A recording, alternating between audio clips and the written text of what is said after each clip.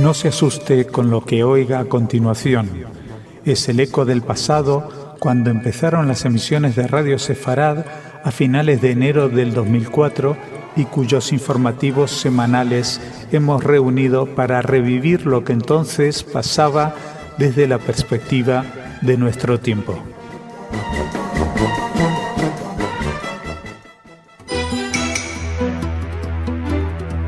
Bienvenidos, esto es Radio Sefarad y estas son las noticias. Empezamos con los titulares de hoy. Abbas nombra nuevo primer ministro, aunque Hamás está disconforme con el nombramiento. El negociador palestino Erekat amenaza con integrarse en el Tribunal Penal Internacional si Kerry fracasa.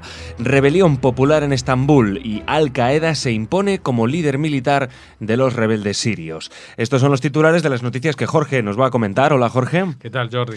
Y luego viene Raquel con el espacio cultural, pero empezamos en Oriente Medio. El presidente palestino Mahmoud Abbas nombró el domingo a Rami Abdallah, un político independiente educado en Reino Unido, como nuevo primer ministro, una medida que fue condenada inmediatamente por Hamás, que gobierna en la Franja de Gaza. Abbas y este grupo terrorista acordaron el mes pasado, en principio, formar un gobierno de unidad para los divididos territorios palestinos, aunque un portavoz de la organización dijo ahora que este nombramiento ponía en entredicho el pacto alcanzado en el Cairo el mes pasado. Sin embargo, la agencia de noticias oficial palestina, Wafa, dijo que con el nombramiento de Abbas subraya su compromiso con la reconciliación con Hamás. Abdallah, una figura poco conocida fuera del ámbito local, es un profesor de lingüística que ha sido desde 1998 rector de la Universidad Nacional An-Nahal, ubicada en la ciudad más grande de Cisjordania. Viene a reemplazar al economista Salam Fayyad, ampliamente respaldado por Occidente, quien renunció en abril y dejará formalmente el cargo este mes. Bueno, aquí vemos que siempre es difícil que los palestinos se pongan de acuerdo entre sí. Parecía que había un acuerdo firmado hace solo un mes en el Cairo entre Fatah y Hamás, y ya los de Hamás han dicho, no. No sabemos muy bien por qué no, porque el pobre hombre tampoco es que tiene un carrerón político como para que lo descarten así de buenas a primeras. Pero yo creo que lo que no les gusta es el perfil. Alguien que es profesor de lingüística en una universidad no es exactamente lo que Hamás busca. Yo creo que buscan, en todo caso, más que de letras, a alguien de ciencias, que sea un ingeniero que se destaque por el diseño de bombas artesanales o algún tipo de cacharro de estos, o que haya así demostrado su valentía mandando a los niños a explotar con cinturones. Y seguimos hablando de los palestinos, en este caso del jefe negociador, Saeb Erekat, que ha afirmado que la autoridad palestina intentará integrarse en diversas organizaciones internacionales, incluido el Tribunal Penal Internacional, en caso de que fracase la iniciativa de paz del secretario de Estado estadounidense, John Kerry. Erekat apuntó que Kerry debe presionar a Israel para que acepte la solución basada en dos estados, detenga la construcción de asentamientos y libere a los presos palestinos. Llegó incluso a declarar que Israel quiere deshacerse del presidente de la Autoridad Palestina, Mahmoud Abbas, por mantenerse fiel a los derechos de los palestinos. Los palestinos han afirmado repetidamente que solo retomarán las conversaciones si Israel suspende la construcción en los terrenos que ocupó en la guerra de 1967, mientras que el gobierno israelí defiende que no debe haber condiciones previas y anunció este mismo mes que legalizará 4 asentamientos no autorizados en Cisjordania. Bueno, esto es como el cuento del pastorcillo que cada vez que se aburría gritaba lobo, lobo, lobo.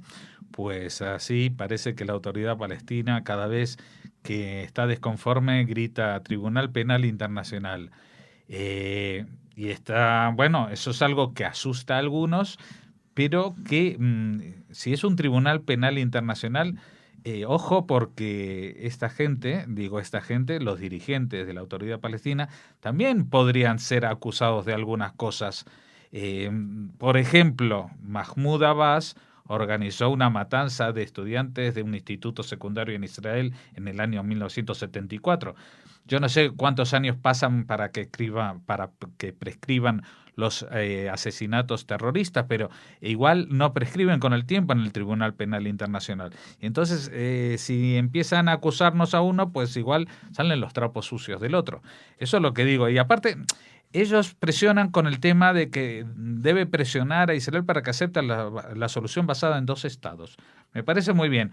Eso es algo que Israel ya lo ha dicho el primer ministro. Yo la pregunta que tengo es la siguiente, Jordi. A mí me gustaría hacer una encuesta entre la población palestina y preguntarles realmente quiénes están a favor de 2 estados, admitiendo que aparte de Palestina va a haber un estado que se va a seguir llamando Israel, que va a ser un estado judío. ¿Están de acuerdo con eso? Eso es lo que yo no estoy de acuerdo, o que cuando hablan de 2 estados están hablando de Cisjordania y Gaza, y que Israel desaparezca. Entonces, vamos a ver, cuando hablan de 2 estados, por favor, que mejoren la retórica y que hablen de un estado judío y un estado árabe. Y entonces vamos a estar todos mucho más de acuerdo en seguir adelante. Turquía ha empezado su segunda semana de protestas contra el gobierno de Erdogan, con enfrentamientos entre manifestantes y policía y el uso de bombas incendiarias contra la sede del partido gobernante en Esmirna. Las protestas, que comenzaron el pasado lunes 27 de mayo en Estambul contra los planes urbanísticos del gobierno para una de las pocas zonas verdes del centro de la mayor ciudad de Turquía, se han extendido a otras grandes urbes en las que se pidió la dimisión del primer ministro. Esta protesta masiva en contra del Ejecutivo no tiene precedentes durante los 11 años de gobierno de Erdogan. Las manifestaciones no tienen líderes claros y surgieron de forma espontánea. Bueno, les recomendamos que hoy escuchen el programa de actualidad, porque tenemos una corresponsalía muy cercana y muy directa e inminente en la figura de la directora de la Federación de Comunidades Judías de España, Carolina Eisen, que se encuentra justamente en Estambul porque ahí se está desarrollando el Congreso Herencia, que ha organizado, entre otros, el Centro Sefarad de Israel en la capital de Estambul. ¿Qué es lo que pasa en Estambul? Pues algo que se ha desmadrado, ha salido de los planes, porque claro, si iban a protestar por unas zonas verdes del centro, eso a Erdogan ni le va ni le viene. Pero la cosa ha salido de madre, y de pronto, a diferencia de lo que hasta hace 2 años se llamaba la primavera árabe, en la cual las masas se sublevaban buscando democracia y los que se salían con la suya eran los islamistas que se hacían con el poder, y era algo que Erdogan era el primero en apoyar. Lo hizo en Túnez, en Egipto e incluso en Siria, que todavía no ha conseguido que tenga efecto, y en Libia, por supuesto. Pues ahora a Erdogan le ha crecido el enano dentro, y de una manera muy rara, porque el islamismo ya está gobernando en Turquía.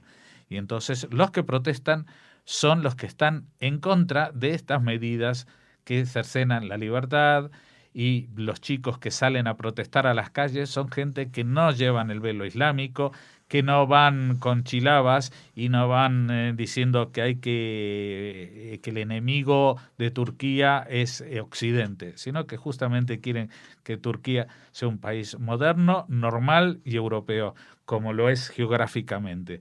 Así que vamos a ver cómo se desarrolla, pero de todas maneras esto no es lo mismo de lo que había, no es como las primaveras árabes. Esto es como una vuelta de tuerca distinta, porque ahora los que estaban en la calle son los que están gobernando y viceversa. Y terminamos en Siria. El movimiento opositor en Siria se apoya en 3 pilares. 2 organizaciones militares, el Ejército Sirio Libre, formado por desertores del ejército regular, y Jabhat al-Nusra, integrado por combatientes yihadistas, además de la Coalición Nacional de las Fuerzas Revolucionarias y de Oposición Sirias. Un organismo paraguas que intenta coordinar la acción política en el exterior. Esta organización acaba de clausurar en Estambul 7 largos días de debate sin elegir al nuevo presidente que deberá sustituir a Moaz al-Hatib, quien dimitió en marzo en protesta por la inacción de Occidente en la guerra siria. La escasez de suministros del Ejército Sirio Libre ha hecho que en las últimas semanas un creciente número de sus combatientes se haya integrado en las filas de Jabhat al-Nusra, cuyo núcleo duro lo forman excombatientes contra Estados Unidos en Irak y con conocimientos en la guerra de guerrillas. En abril, su líder, Mohamed al-Jawlani, juró fidelidad a Ayman al-Zarqawi de Al-Qaeda. Sobre el terreno han mostrado gran eficacia y se han ganado las simpatías de la población. Pues esto es como una vuelta de tuerca nuevamente, porque fíjate que donde se han reunido las fuerzas de oposición sirias también en Estambul.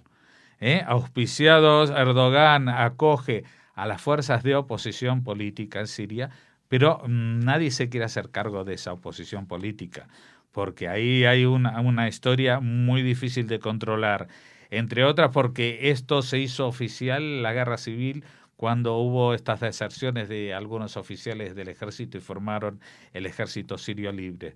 Pero los que dominan la situación no es el ejército sirio libre, ni es la coalición nacional de fuerzas revolucionarias. Los que tienen la sartén por el mango y hacia donde van todos los combatientes ahora es Al-Jabhat al-Nusra, que es un nombre nuevo, distinto, de la misma Jihad de siempre, y si quiere es un nombre, un disfraz nuevo de Al-Qaeda. Nosotros hemos conocido últimamente lo que era Al-Qaeda en el Magreb, con estos secuestros, con la toma de posesión del norte de Mali, con la toma de esta mina de gas en Argelia. También hemos conocido en Yemen cómo tienen... Pues eso, ahora Al-Qaeda no solamente son estas células tipo 11M que actúan de forma independiente, eso ya... son franquicias totalmente independizadas, como pasaron en Boston, en Londres o en París. Eso ya marcha solito, y lo que tiene Zarqawi a su disposición ahora son ejércitos, no milicias, no grupitos, no grupúsculos, no los llaméis de otra manera. Son ejércitos, son combatientes, tienen experiencia en el combate y se amparan en que ellos no van bajo una bandera, porque la única bandera que respetan es una verde que se llama Islam. Bueno, Jorge, pues muchas gracias. Mañana te volvemos a ver aquí en Comentario de las Noticias. Ahora la que viene es Raquel con el espacio cultural.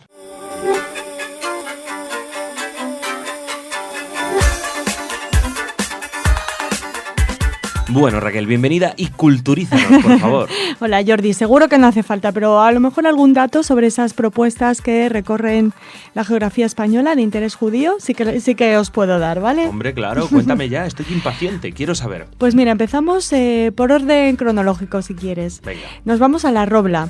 Allí del 4 al 12 se desarrolla, bueno, La Robla está en León, como seguramente la mayoría de nuestros oyentes saben. Empieza y de allí hoy. Empieza hoy, del 4 al 12, se desarrolla un ciclo de cine israelí. Como parte de este ciclo de cine israelí de La Robla se proyectarán películas como La Deuda, hoy 4 de junio, Islas Perdidas, mañana, Las Estrellas de Shlomi, el 6 de junio, Aviva mi amor, un clásico, el 11 de junio, y no menos clásico, Beaufort, de Joseph Sedar, el día 12. Las proyecciones, y dime. No, Raquel, La Deuda la han puesto ya en toda España. Sí, sí. La verdad pero que bueno, ha gustado mucho en este país. Y el cine israelí está de moda. Y oye, que nos alegramos un montón. Sí, son buenísimas todas. Sí, sí, veo que La Deuda está triunfando. La Deuda está triunfando. También de Las Estrellas de Shlomi se ha visto mucho. Y Beaufort y Aviva mi amor, pues ya les decimos que son clásicos ya del cine. Son a las 19 horas, a las 7 de la tarde, en la Casa de Cultura de esta localidad leonesa. Venga, perfecto. Esto es León. Es un buen, el cine de israelí es una buena forma, no sé si coincidirás conmigo, también de romper estereotipos en torno a Israel. Coincido absolutamente. Hay muchos aquí en España y bueno, pues a ver si el cine le echa un cable también a la sociedad israelí.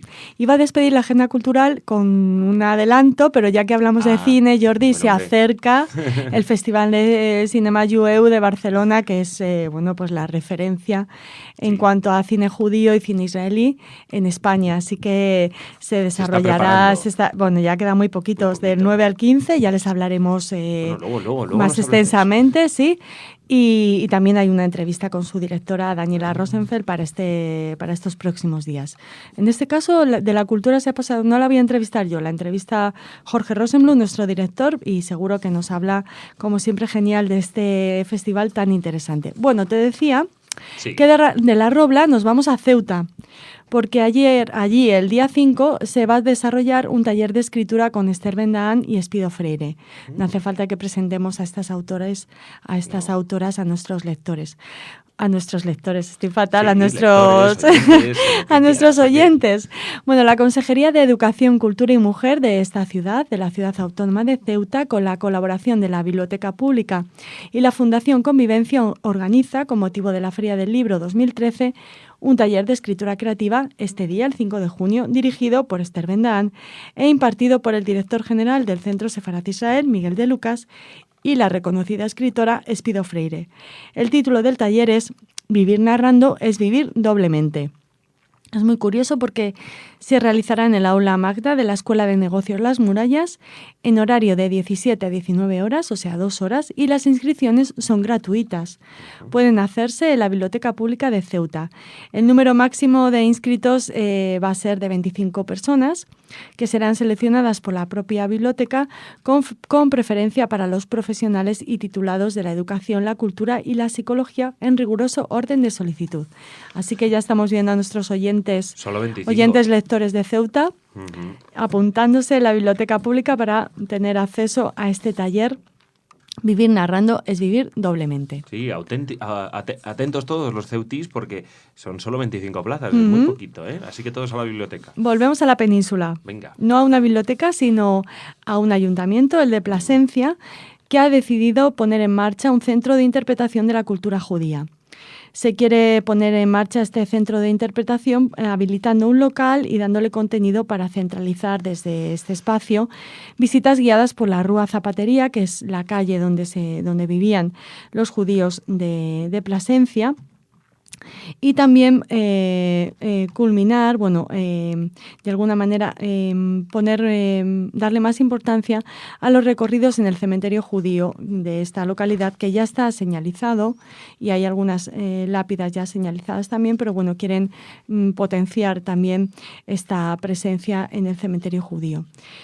Para ello acudirán el próximo 29 de junio a Ávila para participar en una asamblea de la red de juderías de la que Plasencia ya forma parte y pedir el apoyo de la red para que se potencie el pasado judío de Plasencia, dando contenido a este centro de interpretación que queremos poner en marcha y también que quieren poner en marcha en Plasencia, y también lo que les comentábamos del propio cementerio que se conoce como el Berrocal. Quieren ir más allá de la campaña de desbroce y limpieza que se ejecutará en los próximos días y que se realizó también ya a finales de verano con motivo de la celebración del verano pasado, con motivo de la celebración de la Jornada de la Cultura Judía. Así que será probablemente en septiembre cuando se señalicen estas tumbas que están excavadas en roca y se llevarán a cabo visitas guiadas que culminarán en esta antigua necrópolis. Los terrenos ubicados en la zona del Berrocal, como les decimos, conservan restos de una veintena de enterramientos en roca que configuran lo que fue el antiguo cementerio judío de Plasencia, el Berrocal. Así que desde aquí nuestro apoyo y ánimo a los del ayuntamiento, a los responsables del ayuntamiento de Plasencia, de turismo en este caso, para que pongan en marcha este centro de interpretación de la cultura judía que sin duda atraerá a más visitantes, que es también lo que desean desde este ayuntamiento.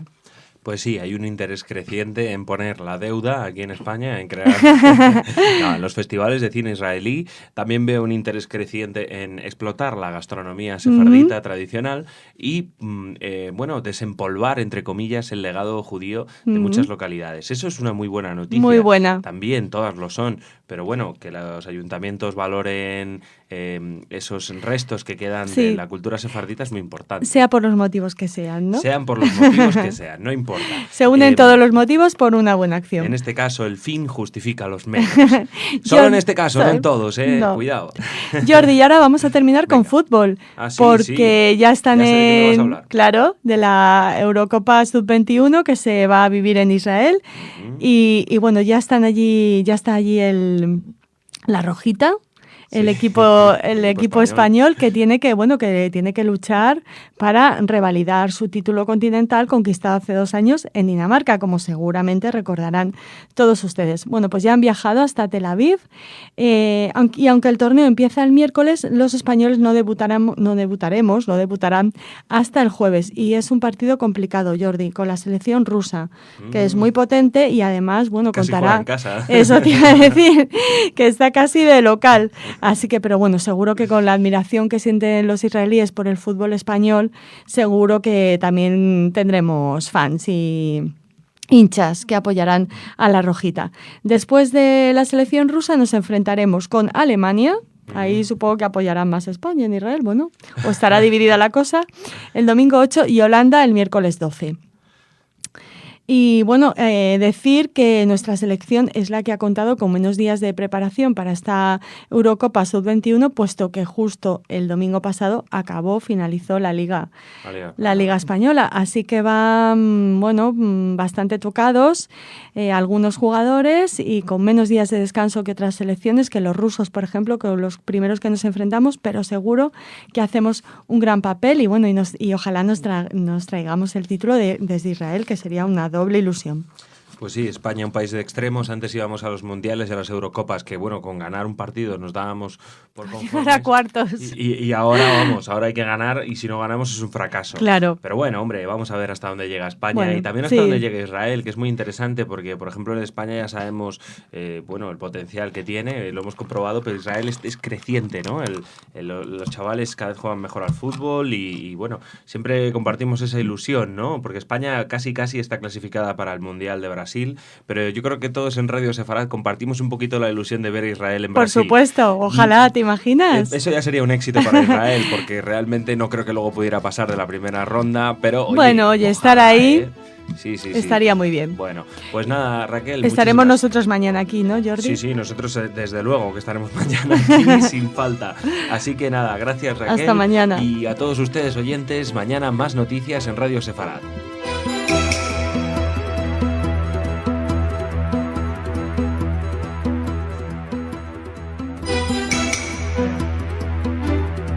Bienvenidos, esto es Radio Sefarad y estas son las noticias. Empezamos con los titulares de hoy. Agresión a un político en Barcelona al grito de "Por Alá". Nuevo éxito en las pruebas en Israel del sistema antimisiles de largo alcance Hetz-3. Erdogan culpa de los disturbios a Twitter y a la oposición y condena de Netanyahu a los casos de racismo contra árabes israelíes. Estos son los titulares, luego vamos a desarrollar las noticias y Jorge las va a comentar. Hola, ¿qué tal, Jorge? ¿Qué tal, Jordi?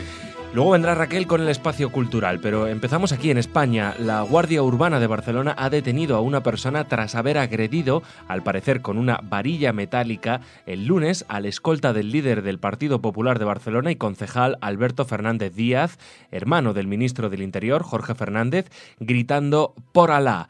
Los hechos tuvieron lugar en una calle del barrio gótico de la ciudad condal y el escolta ha sufrido una herida leve en la cabeza por arma blanca cuando salió a apaciguar una reyerta en un local público.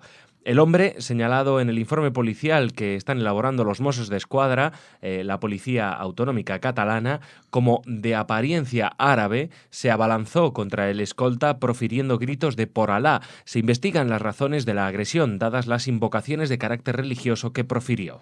Bueno, yo diría que dadas las invocaciones de carácter religioso, pues las razones están más que obvias. No hace falta razones para el terror. Y no hace falta provocaciones para el terror y no hace falta nada. Solamente estar en sintonía con ese estado mental del terrorismo. Bueno, pasó en Londres, pasó en París. Aquí no llegó a pasar nada, por suerte. Desde aquí deseamos al guardaespaldas una pronta recuperación, pero que la gente sepa que esto ya está aquí, ya es la moda. Ya Al-Qaeda no es el problema, ya el problema es cualquiera que vaya por la calle. Seguimos. El jefe del programa del escudo antimisiles de la Fuerza Aérea Israelí, Aviram Hasson, anunció el éxito sin precedentes del interceptor de misiles Hetz-3. Según dijo, a pesar de la escalada de tensión en la frontera con Siria, el programa nuclear de Irán sigue siendo la mayor amenaza a la seguridad de Israel. La amenaza de los misiles balísticos aumenta cada día. Lo que sucede en Siria es lamentable, pero nosotros estamos preocupados principalmente por la amenaza nuclear. Por lo tanto, instamos al desarrollo del interceptor Hetz-3 lo antes posible, porque queremos ver el día que la amenaza termine.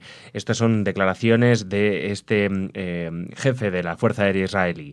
El Hetz es uno de los principales componentes del escudo de múltiples capas de la defensa antimisiles de Israel. Está siendo desarrollado como parte de un esfuerzo conjunto del Ministerio de Defensa y la Agencia de Defensa contra Misiles de Estados Unidos. Este interceptor de misiles se encuentra en un proceso de desarrollo avanzado que no solo le ha permitido superar las pruebas, sino incluso ampliar el alcance de intercepción.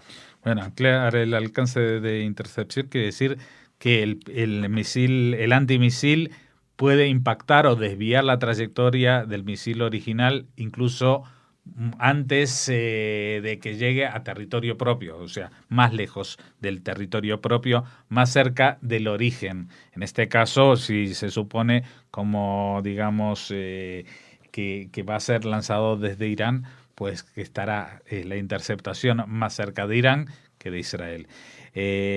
Todos estos programas de defensa pasiva, o defensa activa, mejor dicho, son para mí la mejor idea que se ha tenido en muchas décadas, porque no es un escudo de agresión, sino es un escudo de defensa, pero es un escudo que funciona, no es hacer búnkers y bajar la cabeza y rezar, sino tratar de interceptar y desviar. Y en el caso de misiles con carga atómica, pues la cosa podría ser muy chunga si esto llega a pasar a una altura cercana a tierra. Así que esperemos que estos misiles sean un arma de disuasión lo suficientemente poderosa para que a nadie se le ocurra hacer ninguna tontería. Antes de abandonar Turquía para comenzar una gira por Marruecos, Argelia y Túnez, el primer ministro turco, Recep Erdogan, acusó a sus oponentes laicos y a la red social Twitter de ser los culpables de las mentiras que están causando los disturbios que empezaron por la construcción de un centro comercial en el centro de Estambul y que ya se ha cobrado su primera víctima mortal, además de 1.700 detenidos en 67 ciudades. Pese a que el gobierno ha dado marcha atrás parcialmente en sus planes urbanísticos, el primer mandatario ha eludido toda responsabilidad y ha aprovechado para acusar a Twitter y a la oposición. Esa cosa que llaman redes sociales no es más que una fuente de problemas para la sociedad actual, dijo, antes de defender la legitimidad que le da el respaldo de las urnas. Sí, bueno, nosotros podríamos parafrasear esto que he dicho, que esa cosa que llaman redes sociales no es más que una fuente de problemas para la sociedad actual, y decir que en realidad la libertad, los derechos humanos y todas esas cosas no son más que una fuente de problemas para la sociedad dirigida por alguien que se disfraza de demócrata, pero que en realidad lo que quiere es un control total sobre la sociedad. Y entre otras cosas quiere adueñarse de su historia, porque aquí se habla como que todo empezó por un centro comercial.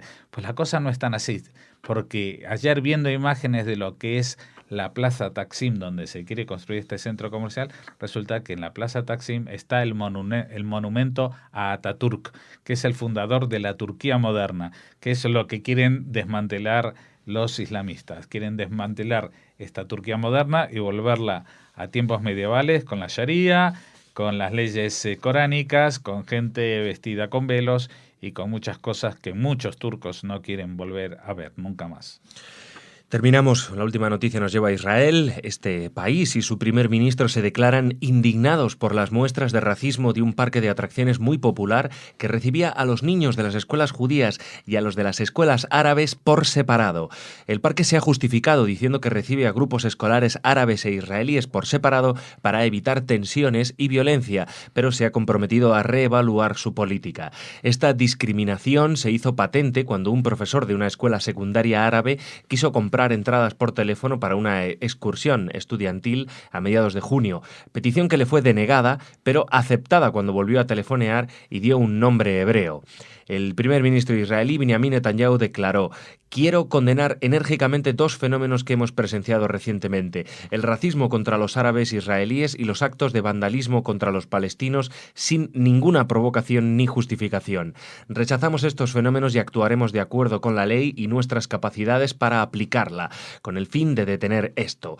Los ciudadanos árabes, que representan alrededor de 1/5 de la población de Israel, a menudo se quejan de discriminación. Salvo raras excepciones, los niños judíos y árabes asisten a escuelas primarias y secundarias distintas en todo el país, a pesar de estar muy integrados en los institutos y las universidades. Sí, Jordi, y es bueno que tengamos una noticia como esta, no por lo que significa, pero sí para demostrar que tanto Israel como, por ejemplo, una radio judía no está aquí para hablar solamente de cosas bonitas, ¿eh?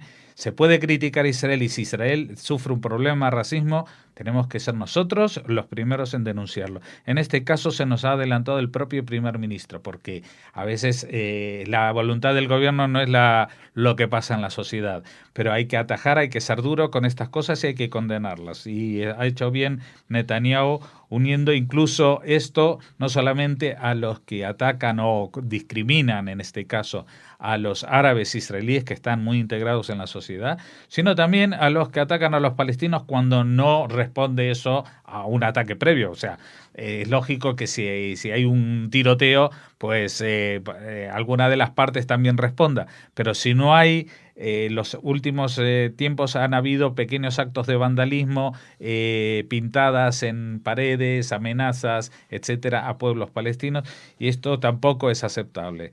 De todas maneras, está bien recordar también que los ciudadanos árabes representan 1/5 de la población de Israel. Hay 1.400.000 árabes. Y una vez se pregunta, cuando se habla de los colonos, siempre, que son el obstáculo para la paz, que son 350.000 personas, nunca se menciona que hay también 1.400.000 árabes integrados en Israel. Esos nunca han sido un obstáculo para la paz. Pues Israel trata de que no sean, y no lo han sido hasta ahora, y no lo serán si la actitud de los gobiernos de Israel sigue siendo como la que ha demostrado el primer ministro. Bueno, Jorge, muchas gracias. Mañana no nos vemos, nos veremos el viernes de nuevo con las noticias. Bueno, mañana te damos un pequeño descanso. Un pequeño descanso. Para que enjuagar la voz y luego ya te recuperamos. El viernes terminaremos la semana, pero bueno, ahora la que viene es Raquel con, como siempre, las noticias culturales.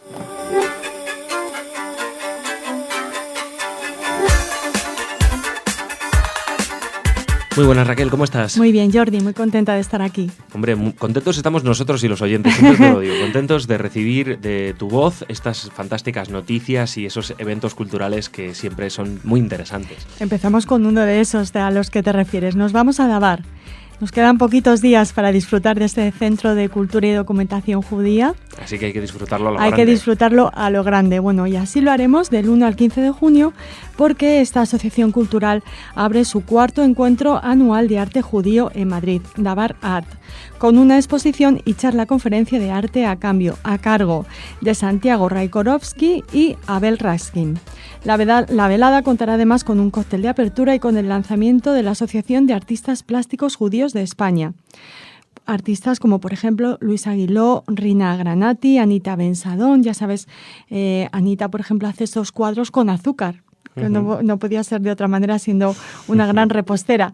Karen Blanco Cohen, Patricia Friedman, Darío Iodate y la colaboración de María Victoria López Paños, Alberto Israel, Santiago Raigorovsky, Abel Raskin, Claudia Tigman, buena conocida de Radio Sefarad, Adriana Zapisek y los participantes, los alumnos del taller de arte de Dabar. La entrada es libre, pero tenemos que confirmar nuestra asistencia porque el aforo, como saben, es limitado. Así que desde aquí, enhorabuena y les damos la bienvenida a esta Asociación de Artistas Plásticos Judíos de España. Que bueno, me imagino, Raquel, que ya también estableceremos contacto con esa asociación. Por supuestísimo. ¿No? De alguna manera, a ver, que nos ahí cuenten... tienen un trazo errante, Jordi, Seguro. nunca mejor dicho. Seguro que nos cuenten sus objetivos y sus proyectos. Nos vamos ahora a Toledo. A Toledo, muy otro bonito, enclave habitual en esta agenda cultural. ¿Cómo no lo va a ser, Raquel? Por supuesto. Tanto legado judío. Bueno, Toledo. en este caso el Museo Sefardí, en colaboración con la Real Fundación Toledo, continúa con su ciclo de conferencias arqueológicas. En esta ocasión, el arqueólogo Arturo Ruiz Taboada ofrecerá una ponencia basada en su último trabajo, La vida futura es para los devotos, la muerte en Toledo medieval, que tendrá lugar el martes 11 de junio a las 19 horas, a las 7 de la tarde, en el Salón de Actos de la Real Fundación Toledo. La conferencia se centrará en los últimos hallazgos de la excavación realizada en el Cerro de la Horca, publicados en este trabajo del doctor Ruiz Taboada, que va sobre el descubrimiento de la posible ubicación del cementerio judío de Toledo en este Cerro de la Horca. Así que muy interesante conocer estos detalles que nos ofrece de primera mano este arqueólogo, el profesor Arturo Ruiz Taboada. Ya saben, una conferencia patrocinada, organizada por el Museo Sefardí y la Real Fundación Toledo. Bueno, qué bonito en Toledo. pues nada, dejamos Toledo y nos dirigimos a otro sitio. Nos ponemos flamencos, Jordi. Bueno. Nos ponemos flamencos e israelíes. Sí. Y no vamos a hablar de esos israelíes. No, en este caso le mandamos un saludo desde aquí, sino de Pablo Rosenberg y Antonio Carmona. Antonio Carmona me suena mucho. Te suena mucho. No estaremos hablando de Ketama. Por supuesto, del ex miembro del líder de Ketama. Eran varios hermanos, ¿no? Sí. Creo que eran hermanos, pero en este caso eran dos hermanos y un primo. Y el primo. José era el primo y Antonio y el hermano. Yo no me acuerdo cómo se pero era un nombre también Juan, no era vamos, es el nombre muy común. El más famoso, Antonio. El más famoso la cara de los. De Ketama. Exacto. La cara y la voz, ¿no? Claro. Bueno, seguro que han disfrutado del flamenco fusión de Antonio Carmona, como decía Jordi, gracias a Ketama y sus propuestas musicales en solitario. Pero ahora se presenta con Pablo Rosenberg y lo hace en Suma Flamenca, este festival de flamenco famosísimo, prestigiosísimo que se realiza en Madrid. La actuación del concierto de Rosenberg y Carmona será el 14 de octubre a las 8 de la tarde en los Teatros del Canal, en la Sala Roja, Madrid. El 14 de octubre. El 14 de junio. Raquel. 14 de junio. 14 de octubre. Digo, ¿he dicho octubre? Creo que sí, o soy yo que no te he entendido bien. Lo mismo he dicho octubre, ¿eh? No, 14 de junio. Bueno, 14 apunten, 14 de junio a las 8 de la tarde en los Teatros del Canal. Y por supuesto aquí en Radio Sefarad, bueno, pues ya estamos sobre la pista para ver si podemos hablar con Rosenberg y con Antonio Carmona y que nos cuenten, que nos hablen de esta colaboración musical que ya se remonta en el tiempo. Además, Antonio Carmona se volvió a casar en Tel Aviv. O sea que tiene muchas conexiones con Israel. Debo deducir que Rosenberg toca la guitarra, ¿no? Pues no lo sé, Jordi. Vaya. Me pones en un membrete, que diría el clásico. Me pones en un brete. Porque... Ya lo sabremos, ya lo sabremos. Puede que bueno, no, ¿eh? Antonio también toca, no es claro. Tomatito. Bueno. Pero bueno, no es José Menese, pero también toca la guitarra. Bueno. Venga, a ver si hablamos con ellos y nos lo explican. Otro nombre propio, Jordi, Mor Carbassi. Ajá, la cantante. Sí, la cantante, la guapísima cantante, estará en concierto en el Festival Internacional de Música de Córdoba. Será el 18 de junio a las 22:30 en el Real Jardín Botánico de esta localidad andaluza. Un concierto de Mor Carbassi siempre es muy visual, muy interesante y se lo recomendamos, como hacemos también con el de Liona Gilad, que estará también en este Festival Internacional de Música de Córdoba, pero unos días después, el 20 de junio, también a las 10 de la noche, en el mismo sitio, en el Real Jardín Botánico de Córdoba. Un emplazamiento, un marco preciosísimo para la voz también preciosa de estas dos mujeres israelíes. Un marco incomparable. Otro clásico. Esas citas imprescindibles, esos marcos incomparables. Para mí las citas imprescindibles me gustan. Di que sí, Raquel, sí es fantástico, es tu estilo periodístico. No renunciemos nunca a nuestro estilo. Bueno, Raquel, se puede mejorar, ¿no? Todo se puede mejorar, pero mañana, Raquel, no te veo. Mañana no estaré aquí con todos ustedes. Te echaremos de menos. Estaré ¿cuestiones personales? Sí, y luego ya el viernes vuelvo para terminar bien la semana. Muy bien. Con todos ustedes. Así que nada, Raquel, te veo el viernes. Hasta entonces.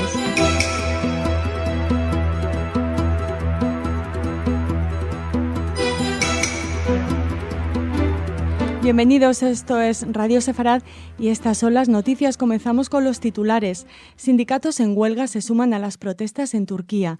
Siria acusa a Israel de provocar incendios en los altos del Golán. El Departamento de Estado norteamericano publica una información secreta sobre instalaciones antimisiles de Israel. Israel sacará a concurso la construcción de su segundo aeropuerto internacional en Eilat. Nos acompaña en el comentario, como siempre, Jorge. Hola, Jorge. ¿Qué tal? Hoy no contamos con la voz de Jordi. Con lo cual no dice eso de y luego vendrá Raquel, pero ya está Yo ya Raquel. Estoy aquí. Ya está Raquel y luego vendrás, nos contarás las noticias culturales, eso sí. Exacto. Si te parece, comenzamos. Comenzamos hablándoles de una huelga convocada por dos importantes federaciones sindicales y dos colegios profesionales que ha marcado la sexta jornada de las protestas en Turquía, después de que volvieron a registrarse duras cargas policiales en Ankara, Estambul, Tunceli y Hatay. cientos de miles de personas pararon su actividad para exigir al gobierno que respete a los manifestantes que exigen un cambio del estilo autoritario del primer ministro Recep Tayyip Erdogan. En una declaración conjunta, las agrupaciones que convocaron la huelga exigieron al gobierno garantizar la preservación del Parque Gezi en Estambul, origen de las protestas, al ser amenazado por una remodelación urbanística, además de poner fin al empleo de gas pimienta contra los manifestantes e investigar y cesar a los responsables de las acciones policiales más violentas. Asimismo, exigieron la liberación de los miles de detenidos y ofrecerles disculpas, además de levantar la prohibición de celebrar asambleas en plazas emblemáticas como la de Taksim en Estambul. Las protestas ya se han cobrado una segunda y una tercera víctima mortal, a pesar de las palabras conciliadoras del viceprimer ministro Belet Arind, que reemplaza a Erdogan de gira por varios países árabes. Bueno, vamos a ver si esto logra calmar los ánimos, que estaban bastante encendidos en Turquía, porque Erdogan dijo que pedía algo así como disculpas por los excesos, pero de los primeros días. Solamente de los primeros días. Los 2 primeros días como que eran los verdaderos, las protestas verdaderas, pero ya que los que vinieron después, pues que ya no, que ya son unos antisistema o lo que sea, y ya a ellos no les pide nada y va a reprimirlas con dureza. Así que bueno, estamos siguiendo, no hora a hora, pero sí con atención lo que está sucediendo en Turquía, porque es una primavera diferente. Así como los turcos son musulmanes pero no son árabes, también su primavera es diferente. No olvidemos que en Turquía ya gobierna un gobierno islamista, aunque moderado. Y entonces, en este caso, los que podrían ganar la calle serían islamistas, pero en todo caso mucho más extremistas. O los demócratas, que es lo que todo el mundo ha soñado con las primaveras árabes, pero que han salido perdiendo en todas y cada una de las ocasiones. Esperemos que, como tú bien dices, en este caso sea diferente, ¿no? La primavera y el resultado de estas protestas. Continuamos. Siria denuncia que Israel ha provocado 2 incendios en la localidad de Ain al-Tineb, ubicada en la ladera de la montaña Al-Seij, en los altos del Golán. Dicho incendio habría obligado a la evacuación de los residentes. La agencia de noticias oficial siria señala que Israel es responsable de decenas de incendios cada año en los altos del Golán, como parte, dicen, de su política de agresión contra este territorio y contra su pueblo. El primer ministro sirio, Wael al-Habib, ha reiterado que el gobierno de Bashar el-Assad no abandonará ninguna parte del territorio, incluidos los altos del Golán, al tiempo que ha destacado el valor de los residentes ante las flagrantes prácticas israelíes. Justamente estos días se cumplen 46 años de la ocupación de los altos del Golán, desde los cuales francotiradores sirios hostigaban diariamente durante años a los habitantes israelíes de las llanuras al pie de ese monte. Bueno, aquí, como dice el refrán, si llueve es culpa del gobierno, o sea, todo es culpa de Israel. Si se incendian los bosques es culpa de Israel. Y bueno, cuando se incendian los bosques en los altos de Golán, no es culpa de los árboles ni de que es un verano que están a 46 grados. Son los israelíes. Solamente, sí, siempre son los israelíes los que encienden y provocan todas estas cosas, que aparte, fíjate, si están en la montaña, qué tontos que son los israelíes que hacen los incendios que después se les vienen encima, ¿no? Pero bueno, esto es lo que Siria ya no sabe cómo tirar balones fuera y cómo decir que el problema es de los demás y no de ellos.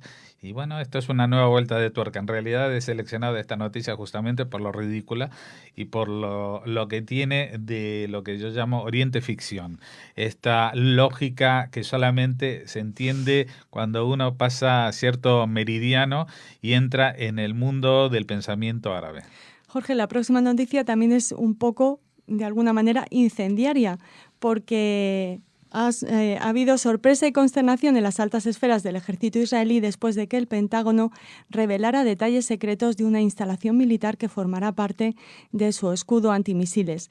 El desliz tuvo lugar a través de la publicación del Departamento de Defensa norteamericano de información para las licitaciones de la construcción del escudo antimisiles, en las que participa el gobierno de Estados Unidos y que estará ubicada en Tel Sahar, en el centro del país. Entre las referencias que quedaron en evidencia en dicha información para inversores se encuentra la profundidad del complejo subterráneo de la base, el sistema de ventilación, numerosos planes de ingeniería y una lista de los materiales que se utilizarán durante la construcción. Además, en las más de 1.000 páginas publicadas se puede encontrar información sobre la última versión del sistema antimisiles equipado con misiles antibalísticos Hedge-3 del que hablábamos justamente ayer. Fuentes del ejército israelí declararon que si un enemigo de nuestro país quiere atacar esa base, la información publicada sería un manual de procedimiento. Toda esta situación no es solo preocupante, es impactante. Sí, mira, es increíble, ¿no? Es increíble porque faltaba solamente que mandaran el teléfono de la novia por si alguien quiere salir con ella. Es inexplicable y nos pone los pelos un poco de punta porque esto es una información que como afecta a Israel y en Israel no se muerden la lengua y dicen exactamente lo que pasa, pues la han dado a conocer. Pero yo me imagino que de estas todos los días deben tener en el Pentágono, pero metidas de patas garrafales como publicar los mapas de una instalación que está en construcción, todavía no se ha acabado ni mucho menos, pero que es una instalación secreta, aunque todo el mundo sabe que ahí va a haber una base antimisiles, pero no, a ver, por dónde van las tuberías, por dónde se puede meter una granada, a ver, de dónde sale el agua del grifo para envenenarla, bueno, toda esta información, la verdad que ¿para qué necesitamos Wikileaks si solamente tenemos que entrar en las páginas del Pentágono, en las oficiales? Claro, y los terroristas que se dediquen a revisar la información que procede del Pentágono, ¿no? Yo creo que los terroristas no se habrán enterado de esto hasta ahora porque no se les ocurriría buscar en las propias páginas del Pentágono esta información. Pero bueno, a ver, que como decimos, que tontos hay en todas las familias. Así que sabemos que no la han hecho con ninguna mala intención, pero yo creo que la administración norteamericana tendría que tomar cuenta de que estas cosas les está pasando mucho. Hay muchos deslices, muchas cosas que salen afuera, es mucha, ¿cómo diría yo?, indisciplina informativa. Así que bueno, esto creo que tendría que alertar de Obama para arriba, como quien dice, porque esto no es para tomárselo a broma. Y terminamos con esta información, esta parte del informativo. Israel sacará a concurso próximamente la construcción de su segundo aeropuerto internacional que estará situado en la ciudad turística de Eilat, en el sur del país y a orillas del Mar Rojo. El contrato por valor de unos 333 millones de euros será dado a conocer el próximo mes de julio y estará abierto a empresas internacionales. El grueso de los contratos para la construcción de la torre de control, la pista, la terminal y el resto de las instalaciones del aeropuerto se conocerán en enero. El ministro de Transportes, Israel Katz, afirmó que el proyecto, que se espera se complete en 2016, estará financiado con la venta de tierras del antiguo aeropuerto de Eilat, de tamaño reducido y casi prácticamente dentro de la ciudad balneario. De momento no se ha informado de las posibles empresas que podrían participar en la puja.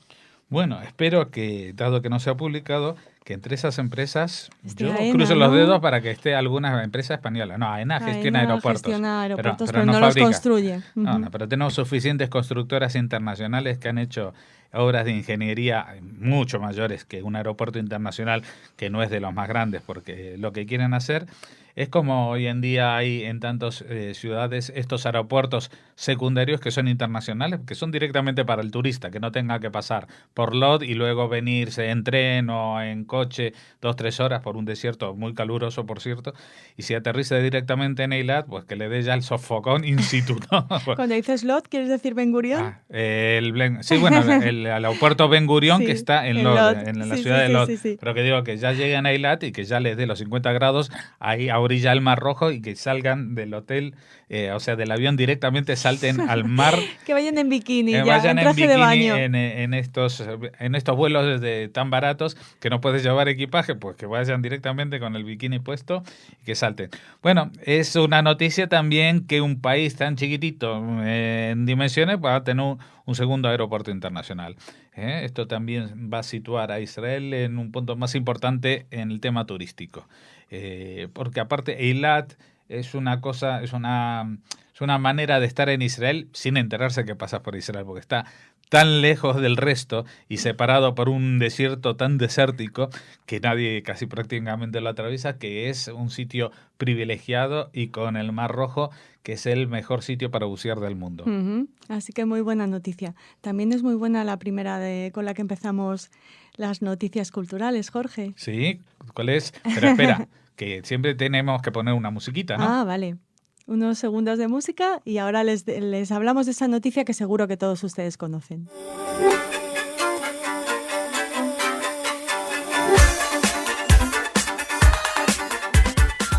¿Y cuál es esa noticia? Yo me la imagino. Te la imaginas, ¿no? Empieza con AMM. Antonio Muñoz Molina es el Premio Príncipe de Asturias de las Letras 2013. Es una buenísima noticia. Aquí que pena que no trajimos aquí una pandereta. Pero estamos aplaudiendo mentalmente y nos alegramos muchísimo. Nos alegramos mucho que en esta ocasión a Muñoz Molina no lo boicoteen sus amigos escritores, como cuando tuvo que recibir el premio Jerusalén, a pesar de que vaya a recibirlo a Oviedo, que es la patria del nacionalismo español. Claro, de Pelayo. De Pelayo, sí. Y de es españolista. Y es el islamismo, el anti-islamismo español nació ahí. Pues alguien tendría que protestar. No, nosotros no vamos a protestar. Estamos encantados que el autor de la novela Sefarad, El jinete polaco y tantas cosas, pues reciba un premio, porque aparte escribe muy bien este chico. Bueno, esperamos poder entrevistarle en Radio Sefarad, lo estamos intentando.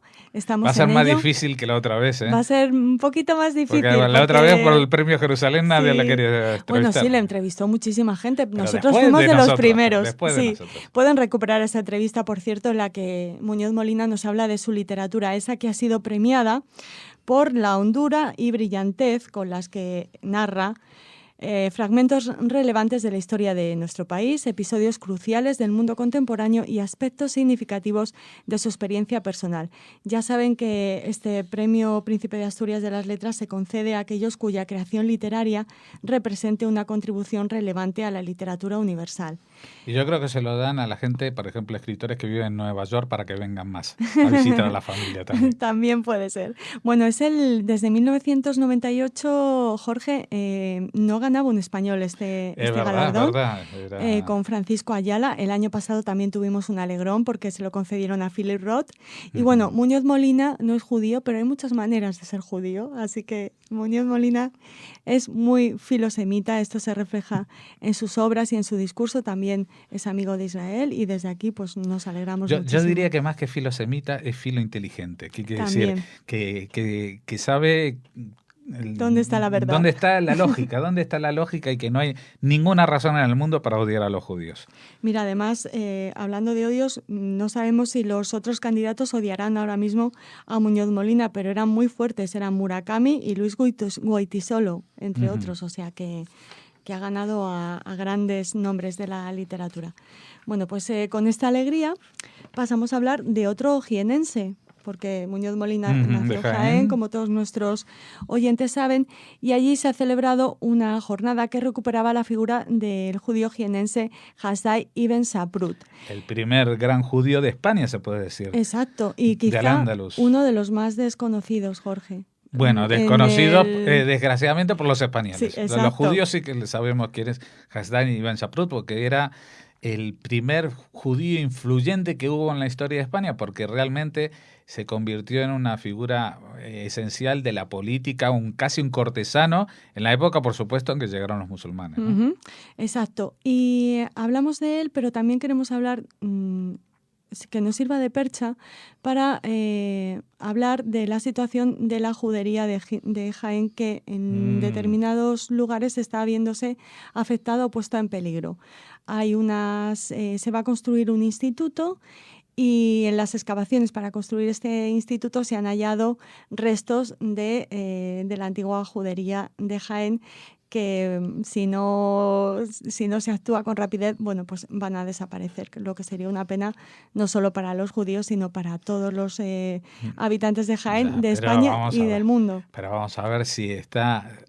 Primero, hay tantos arquitectos en paro que seguramente a algunos se le ocurriría una manera de poder construir incluso encima de las ruinas. Se puede hacer, yo me recuerdo en Valencia que hay un museo que está hecho encima de unas ruinas, tiene el suelo un vidrio y tú puedes ver la parte histórica abajo y nadie la toca y encima está el edificio. Así que, ¿por qué no se puede hacer eso en Jaén? Hay soluciones arquitectónicas, seguro, y eso es lo que están intentando desde la Asociación Sociocultural Juventa, que ha levantado la liebre informativa, digamos, de este posible descalabro arqueológico, y a los que vamos a entrevistar próximamente en Radio Sefarad. Así que estén atentos a esa entrevista con Rafael Cámara en la que nos habla de este problema en la judería de Jaén. Seguimos con Jaén, aceituneros altivos. Ya nos vamos de Jaén para hablarles de, no sé si son altivos los hebraístas españoles, ¿qué te parece? Son muy estudiosos. Son muy estudiosos y lo tienen difícil, ¿eh? Muy difícil. La verdad es que son admirables porque bueno, no todo el mundo quiere dedicarse a estas alturas a algo que no tenga que ver con la computación y la nanotecnología, ¿no? Bueno, pues ellos han elegido estudiar hebreo y los estudios relacionados con esta lengua y con los judíos, y celebran en estos días, hoy 6 y mañana 7, el simposio de la Asociación Española de Estudios Hebreos y Judíos. Esta asociación celebrará, como les decimos, su 11º simposio y asamblea general estos días, hoy y mañana, en el Centro Sefarad Israel. La asociación aglutina tanto a expertos como a estudiantes y público interesado en la cultura hebrea y judía. Sus miembros, como los que escuchan este programa. Por supuesto. Sus miembros provienen de universidades y otros centros de conocimientos como el Consejo Superior de Investigaciones Científicas, el CSIC. Este simposio se puede seguir por el público en general. Todos estamos invitados a asistir a las sesiones.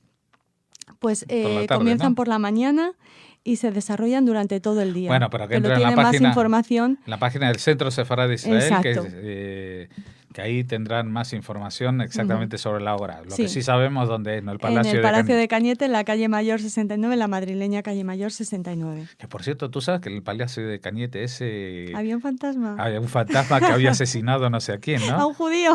No sé si un judío, no pero parece que se hacían tours de... ¿En serio? Sí, turísticos de la España, del Madrid de negro, al Palacio, y justamente a los bajos del Palacio de Cañete, que es donde se hacen las actividades. Así que bueno, nosotros le aseguramos que no son ningunos fantasmas estos expertos en seguro que no. Y que todo lo que digan les va a interesar muchísimo. Bueno, alguien habló y habló mal y se arrepiente. Y este alguien es John Galliano. Ah, ahora se arrepiente. ¿Cuánto tiempo ha pasado? Bueno, se arrepiente en prensa. Es la primera entrevista. Es la primera entrevista que se arrepiente. No. Es la primera entrevista que concede después de su etapa de desaparición del mundo, su etapa de rehabilitación. Ha sido para incluido su disfraz de judío ortodoxo, su posmoderno. Sí, incluido eso. Se lo ha concedido a Vanity Fair y allí asegura sobre sus insultos antisemitas: es lo peor que he dicho en mi vida.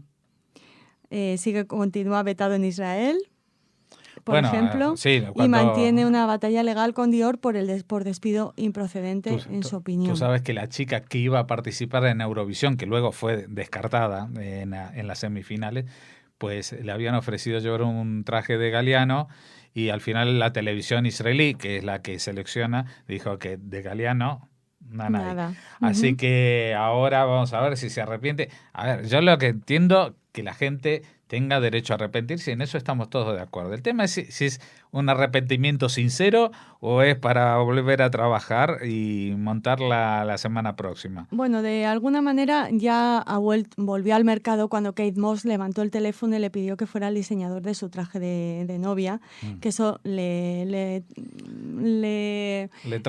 trajo de vuelta al mundo de la moda. Pero en esta entrevista Galliano asegura que ni es racista ni antisemita, Palestina y vincula lo sucedido con sus adicciones al alcohol y las pastillas. Ahora me di cuenta de que estaba tan... ¿Hay pitido en Radio Sefarad para las palabrotas? ¿Para cuál colgado? Una Parecida. palabrota fuerte. Sí. Estaba, imagínense el pitido, ¡Pip! enojado y tan descontento conmigo mismo que dije lo más malévolo que se me ocurrió.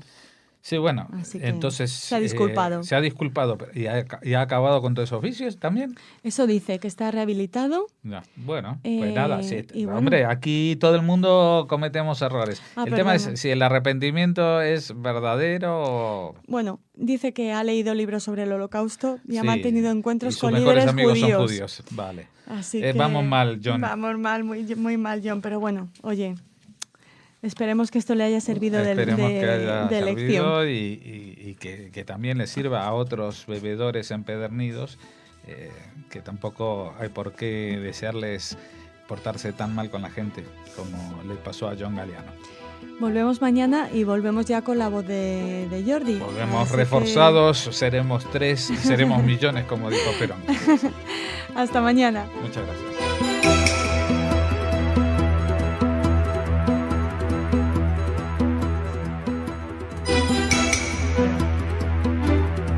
Bienvenidos, esto es Radio Sefarad y estas son las noticias. Empezamos con los titulares de hoy. Rebeldes sirios toman el paso fronterizo con Israel. Irán castiga económicamente a Hamás por su apoyo a los rebeldes en Siria. Conferencia de la ONU sobre el conflicto Israel-Palestina en Beijing el 18 y 19 de junio. La mayoría de judíos israelíes rechazan la cesión de cualquier parte de Jerusalén a un futuro Estado palestino. Estas son las noticias que vamos a tratar hoy y las va a comentar como siempre Jorge. Hola Jorge. ¿Qué tal, Jordi? Y luego también como siempre vendrá Raquel con el espacio cultural, pero empezamos en Siria. Apenas 24 horas después de que el gobierno sirio anunciara su triunfo en la ciudad de Qusair, cerca de la frontera con Líbano, los rebeldes acaban de tomar el cruce de Quneitra, único paso fronterizo entre Israel y Siria. Fuentes israelíes informaron que en la antigua Quneitra, la única ciudad ubicada cerca de la frontera con Israel, se están produciendo violentos combates entre las fuerzas del régimen y las de los rebeldes. En el marco de dichos combates, un inspector de la ONU resultó herido por un proyectil de mortero que cayó en un campamento de la Organización Internacional en la zona del Golán. Fuentes de las fuerzas rebeldes informaron a la prensa internacional que efectivamente se han apoderado del paso de Quneitra y que han provocado una gran cantidad de bajas en las filas del ejército de Assad e incluso lograron destruir 4 tanques. El ejército israelí indicó a los agricultores de la zona que no deben acercarse a la frontera hasta nuevo aviso. Por otra parte, los medios del Líbano informan que en las primeras horas de hoy estallaron al menos 12 cohetes en la ciudad de Baalbek, bastión del grupo terrorista chiita libanés Hezbollah. Según la prensa local, se trata de ataques llevados a cabo por rebeldes sirios en respuesta a la participación de Hezbollah en la guerra civil siria y su apoyo a Assad. Bueno, en todas las guerras es difícil saber qué es lo que pasa, pero en la de Siria especialmente, porque como es una guerra civil, justamente por eso ahí prácticamente no existe la prensa, ni de un lado ni de otro, solamente existe los incrustados en el ejército sirio que tienen que hablar de lo que pasa para el gobierno sirio, y están los incrustados, entre comillas, en los grupos yihadistas que hablan para los grupos yihadistas. Pero cuál es la verdad es muy difícil. Lo que sí, hay desarrollos, avances, pero cada uno de estos avances lleva a otro retroceso en otra parte. O sea, fue muy sonado hace unos días la toma o la recuperación, mejor, de la ciudad de Qusair por las fuerzas del ejército oficial de Siria, el ejército de Al-Assad. Pero ya vemos que de pronto los rebeldes se hacen fuertes justamente en una zona que tiene un valor más bien no tan importante igual para el dominar Siria, pero sí para dominar las relaciones internacionales, como es el paso fronterizo de Quneitra con Israel. ¿Qué es lo que va a pasar allí? No se sabe. De todas maneras, los rebeldes y los yihadistas hace tiempo que estaban en la zona del Golán. Lo que pasa que también en esta zona del Golán hacía prácticamente 48 horas que el jefe de la milicia de Hezbollah, que son libaneses, pero que apoyan al gobierno oficial de Siria, decía que ellos estaban dispuestos a luchar para recuperar los altos de Golán, como si fuera, aprovechando que el Pisuerga va a pasar por Valladolid, pues van a liberar los territorios que Israel conquistó hace justamente 46 años, porque en estos días pues estamos 46 años después de la Guerra de los 6 días. Tuvo lugar justamente esta semana. Así que todo se mezcla, todo se confunde y la verdad que va a ser muy difícil saber qué es lo que pasa hasta que alguno de los dos termine derrotado. Y cada vez parece más difícil que alguno de los lados acabe en esa situación. Y seguimos hablando de partes implicadas en este conflicto en Siria y hablamos del gobierno de Irán, que redujo significativamente su apoyo financiero a Hamás a causa del apoyo que esta organización terrorista palestina, que gobierna la Franja de Gaza, otorga a los grupos de oposición de Siria. El dirigente de Hamás, Ahmed Yousif, aseguró que Irán nunca amenazó con retirar completamente su apoyo a la organización, pero sí redujo considerablemente los fondos debido a su actitud respecto al conflicto interno sirio, aunque confirmó que las oficinas de Hamás en Irán y Líbano siguen abiertas y negó que Teherán y la organización terrorista libanesa Hezbollah amenazaron con expulsar a Hamás de sus respectivos países si no cambia sus posiciones respecto a Siria. Después de muchos años de estar alineado con Siria, durante los cuales Damasco llegó a ser una de sus bases, el líder de Hamás, Khaled Meshal, trasladó su residencia a Doha en 2012, endureció sus relaciones con el gobierno de Bashar al-Assad y se declaró abiertamente a favor de la revuelta contra el régimen sirio. Bueno, esto seguimos con un capítulo más de lo que hace tiempo llamamos Oriente Ficción, una situación que no va con la lógica del 2 más 2 son 4, sino todo lo contrario, que no se sabe tampoco qué es. Hay alguna lógica en que, por ejemplo, no coincida perfectamente Hezbollah con Hamás e Irán con Hamás, porque tanto Hezbollah como Irán son chiitas. En cambio, Hamás es suní. Entonces, digamos que en el plano religioso no coinciden, pero sin embargo coincidían en el plano estratégico militar. Tanto Irán como Hezbollah, como el gobierno de Siria, que tampoco no es ni siquiera es suní, pero es laico, y el grupo Hamás. ¿Qué pasó? Es muy difícil de entender para que Hamás hoy en día esté en contra de no solamente de Bashar al-Assad, sino también, de alguna manera, eso la oposición en contra de Irán y de Hezbollah, que son sus aliados naturales, y lo alinea con los rebeldes sirios, que son los de Jihad, que son sus enemigos en la Franja de Gaza. Así que, Jordi, aquí no hay quien entienda nada, pero no es por falta de información, ¿eh? O sea, no es porque no sepamos a qué se dedica cada uno. Es que ellos mismos creo que tampoco saben por qué les tocó estar de un lado o del otro o a qué responden sus impulsos.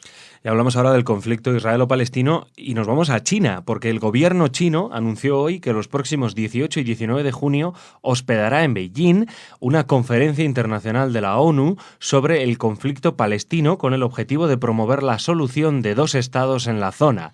El portavoz del Ministerio de Asuntos Exteriores chino señaló que asistirán a la conferencia representantes de los países relevantes de la ONU y académicos, si bien no especificó el rango político ni quiénes acudirán por la parte israelí o la palestina. Últimamente China ha intensificado su papel de mediador en el conflicto, en especial durante la visita el pasado mes al país asiático del primer ministro israelí Benjamin Netanyahu y del presidente de la Autoridad Nacional Palestina Mahmoud Abbas, que llegaron a China la misma semana, aunque no llegaron a coincidir en la capital. Beijing, tradicionalmente un gran aliado palestino, ha estrechado en los últimos años también sus relaciones con Israel e intercambió posturas con el primer ministro israelí acerca de asuntos como la crisis nuclear iraní o el conflicto en Siria. Sí, y como siguiendo con la noticia anterior, si éramos poco paría la abuela, porque ahora no se sabe muy bien a qué juega China. O sea, hasta hace unos años, pues te podías decir, bueno, China está alineada en la misma posición, por ejemplo, que Rusia, apoyando a los países árabes, etcétera. Hoy en día, después de todos estos cambios, pues es muy difícil saberlo. Y también muy difícil entender que una conferencia internacional de Naciones Unidas se convoque, primero, con tan poco tiempo sin que ninguna de las dos partes más importantes haya dicho si va y a quién manda. O sea, vamos a ver, esto igual, como estamos hablando de Medio Oriente, igual esta es la gran solución, hacer las cosas sin prepararlas mucho. Pero bueno, se está hablando de hacerlo en una semana en China. No se sabe muy bien quiénes son los que van a venir. Yo te hubiera dicho hace 2 años que de Israel seguramente no va a ir nadie, pero estuvo Netanyahu el mes pasado, con lo cual seguramente hablaron de esto y Netanyahu va a mandar a gente importante del gobierno. Y también estuvo Abbas. Y aunque estuvieron los dos, coincidieron el mismo día en la misma ciudad, no se vieron allí porque se ve que Beijing es una ciudad muy grande y uno no se ve cuando coincide con otro. Pues nada, yo creo que después de 65 años de conflicto armado, cualquier solución, por más china e ininteligible que sea, será bienvenida. Lo que están buscando las partes es una visión diferente, fresca y novedosa. A ver si a alguien se le ocurre allí en el Oriente Lejano una forma de sentarse a la mesa que predisponga a la gente de otra manera. Y terminamos en Israel. Según un sondeo publicado por el diario Jerusalem Post, el 74% de los judíos israelíes rechazan la idea de que cualquier parte de Jerusalén pueda convertirse en la capital de un futuro Estado palestino. La encuesta determina que solo el 15% apoyaría un plan de división de la ciudad por el cual Israel renunciaría a la soberanía de algunas zonas de Jerusalén Oriental, donde se establecería la capital de Palestina. Entre los encuestados, un 67% aboga por una solución de 2 estados, de los cuales un 8% querría que dicha solución se basase en las fronteras anteriores a la Guerra de los 6 días, de la que en estos días se cumplen 46 años. Según el sondeo, el 54% acepta la posición oficial del gobierno israelí con respecto al conflicto con los palestinos, basada en una solución de 2 estados, con Jerusalén unida bajo su soberanía y mantener los principales bloques de asentamientos en Cisjordania, que incluyen a Ma'ale Adumim, Ariel y Gush Etzion. Estos datos relevantes, vamos a dar otros datos relevantes. Un 83% de los israelíes laicos y un 28% de los religiosos apoyan una solución de 2 estados, mientras que el 72% de los religiosos y el 17% de los laicos se oponen a esa medida. Bueno, ya vemos que el dato sobre laicos y religiosos no es caprichoso, sino que son diametralmente opuestos, ¿no? O sea, unos están a favor de la solución de 2 estados, la mayoritariamente la posición de los laicos, mientras que los otros no están dispuestos a que haya ningún tipo de cesión, sino que haya un solo estado y que aguantar el chaparrón no sé cuántos años más de todas las guerras que puedan caer. De todas maneras, de lo que se está hablando de Jerusalén.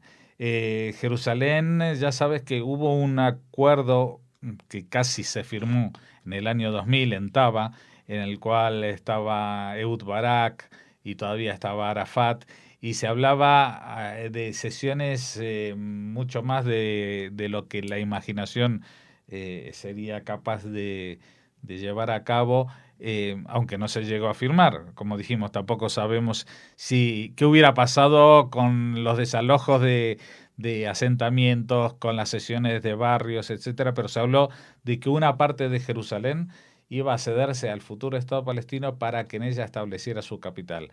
Jerusalén para los árabes se llama Al-Quds, y una de las condiciones era que, bueno, uno lo llamaran Jerusalén y otro lo llamaran Al-Quds, aunque sea la misma ciudad, pero cada uno tenía otra capital.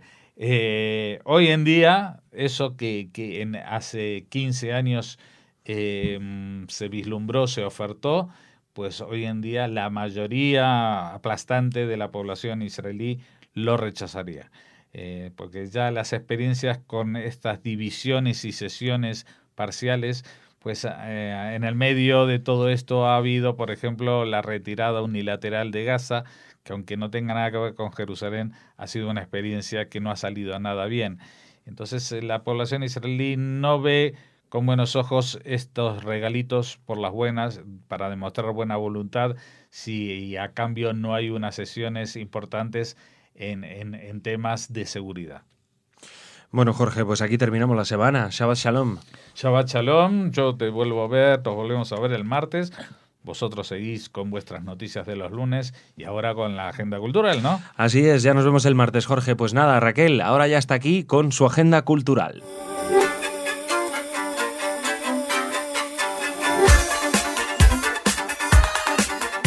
Bueno, Raquel, tienes Hola, sueño, Jordi. pero ya es viernes. De sueño, ya es por fin es viernes. O sea que no te preocupes que este fin de semana vas a descansar o no, porque a lo mejor hay muchas actividades a las que quieres ir. Claro. Exactamente.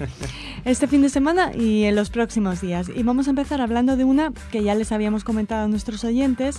Ya saben que Abimal, la Compañía Nacional de Teatro de Israel, será la encargada de inaugurar el Festival Clásicos en Alcalá, representando el Mercader de Venecia. Lo que no les habíamos dicho es que en esta representación, que será realizada en hebreo con subtítulos en español, a esta representación acudirán autoridades de la Comunidad de Madrid, del Ayuntamiento de Alcalá de Henares, el embajador de Israel Alon Bar y personalidades del mundo de la cultura.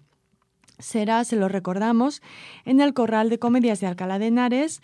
El miércoles será la función inaugural a las 8 de la tarde y al día siguiente se llevará a cabo la última representación el jueves 13 de junio a las 8 de la tarde.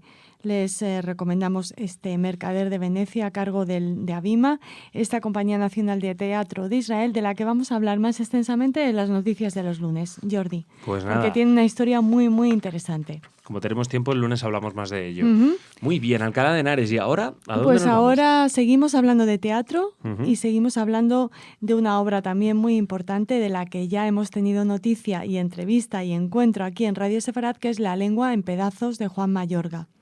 Tuvimos la suerte de entrevistar al autor y director, porque en este caso también dirige la obra, de esta La lengua en pedazos, que nos habla del enfrentamiento entre Teresa de Ávila, Teresa de Jesús, y un inquisidor. Se realiza en la cocina porque, como la santa decía, allí entre pucheros anda Dios. Está basada esta obra en el libro de la vida de Teresa de Jesús y todas las reflexiones y comentarios, bueno, pues si recuperan la entrevista con Juan Mayorga, una bellísima entrevista, pues allí pueden encontrar más datos sobre esta obra que vuelve a Madrid, Jordi. Por eso hablamos de ella hoy en la Agenda Cultural, porque va a estar desde el 13 de junio al 30. O sea que los que no pudieron verla en la primera temporada de representación, bueno, pues van a tener la oportunidad de recuperar esta obra protagonizada por dos magníficos actores y sobre todo ella, que es Clara Sanchís, que hace el papel de Teresa. Y bueno, lo que les decíamos, recomendarles tanto la obra como la entrevista con Juan Mayorga que nos regaló hace ya algunos meses aquí en Radio Sefarad. Del 15 al 30, ¿dónde, Raquel? Del 13 al 30 en el Teatro Fernán Gómez de Madrid, Teatro Fernán que no lo había Gómez. dicho Jordi. Es que es el mismo teatro que la otra vez, pero claro. Y atención, porque el encuentro con el público se realiza el jueves 20 de junio. Justo el día que entrevistamos a Juan Mayorga tenía ese encuentro con el público, que por lo visto es muy emocionante, es un intercambio muy, muy interesante. Así que si quieren asistir a este encuentro tendrán que esperar al jueves 20. Y si no, el día 13 ya vuelve a representarse esta La lengua en pedazos. Bueno, pues nada, recuerden buscar en nuestro buscador, pongan simplemente Juan Mayorga y ahí encontrarán la fantástica entrevista que le hizo Raquel. Además, Juan estuvo aquí en el estudio, o sea que, bueno, fue fantástico. Y las entrevistas son buenas y el entrevistador es interesante. Bueno, y en qué este modesta caso, eres, no, Raquel. es verdad. Y en este caso es muy, muy interesante y muy agradable hablar con Juan Mayorga. Sí, además, yo creo que de los autores teatrales ahora mismo es de los más activos, es la de los referencia. más creativos, es la referencia. Es el mejor. Por sí. eso. Ya está, no hay más que decir, es el mejor. Así Bueno, tenemos a Mamet, del que hablamos hoy, en sí. el Telón y la Estrella, y luego está Juan Mayorga, Pero de los Mamet nuestros. no es español. No, Quiero decir, ¿pero es sí. judío? Claro. Bueno, ¿me vas a hablar de Mamet ahora? No, te voy a hablar de La Rojita. Ah, la Rojita, la selección española de fútbol, la pequeña. La pequeña, Que bueno. está en Israel. Sí, está en Israel y cuando estamos grabando este informativo no sabemos cómo le irá con Rusia. Pero esperemos tener buenas noticias y bueno, que ganen a este equipo que como tú decías el otro día, juega casi en local. Pero Sí. no sé, Jordi, porque como te habrá comentado Salemergui, la selección sub-21 está causando furor en Israel. Son muchos los aficionados que se han acercado al hotel de concentración en Herzliya, que es donde están nuestros jugadores, también al entrenamiento, y bueno, hay, como les decimos, una gran expectación porque, como comenta una periodista deportiva israelí, cuyas declaraciones recoge el propio Salemergui en un artículo que reproducimos ahora, bueno, pues dice, en los últimos años el fútbol de España es el más seguido en Israel. Cada semana se retransmiten en directo varios partidos de la Liga. En los entrenamientos de Inglaterra e Italia también llegan estos días muchos aficionados, pero con España es otra cosa. Así que nos alegramos muchísimo de este interés por la rojita, que ha llamado la atención también de los jugadores que, bueno, que están muy contentos de que haya tanta expectación y cariño. Sí, es que es normal, Raquel, después de haber ganado la Eurocopa, luego el Mundial, luego la Eurocopa, quiero decir los mayores, pero claro, los pequeños también llevan, aparte que, bueno, podemos contar entre otros con el portero titular del Manchester United, que es David De Gea, y luego, bueno, algunos futbolistas del Barcelona que también juegan de vez en cuando en el primer equipo, y sí, desde luego son todos llamativos. De Gea, por lo visto, es la estrella en Israel, es el que más... ¿Quién? Egea, David De Gea, el portero que era del Atlético de Madrid. Sí. Sí, y luego tenemos a Thiago Alcántara también del Barcelona, un tipo muy mediático. Y nada, pues a ver qué tal el papel de la selección española y a ver qué tal también el papel de Israel, ¿no? A ver qué tal se porta en su propia Euro Sub-21. Ojalá tenga mucha suerte.